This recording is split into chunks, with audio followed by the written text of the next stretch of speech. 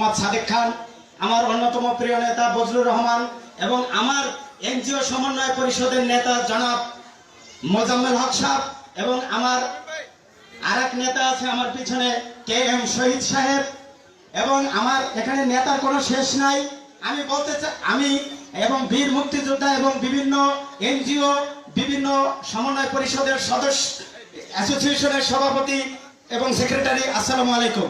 আমি শুধু বলতে চাই আমাদের গঠনতন্ত্রে কিন্তু লেখা আছে যে আমরা যত এনজিও সবগুলি অরাজনৈতিক, কিন্তু কেন আজকে অরাজনৈতিক হওয়া সত্ত্বেও আমরা আলহাজ সাদেক খানের এই ঢাকা 13 নির্বাচনের প্রোগ্রামে রাজনৈতিক প্রোগ্রামে কেন এলাম, এইটার উত্তর আমি দিতে চাই।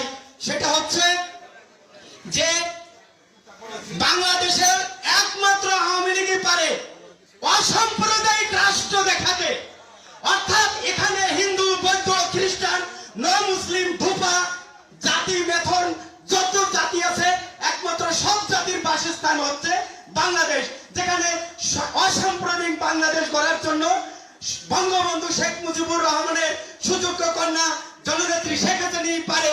আর তারই ডাইন হাত হিসেবে আমাদের আস্থাভাজন আলহাজ সাদেক খানকে আমরা বাংলাদেশের সবচেয়ে বেশি ভোট দিয়ে দেখিয়ে দিতে চাই যে বাংলাদেশের ক্যালকুলেশনে সাদেক খানের উপরে কোন এমপি ভোট পাবে না। না না, জয় বাংলা, জয় বঙ্গবন্ধু।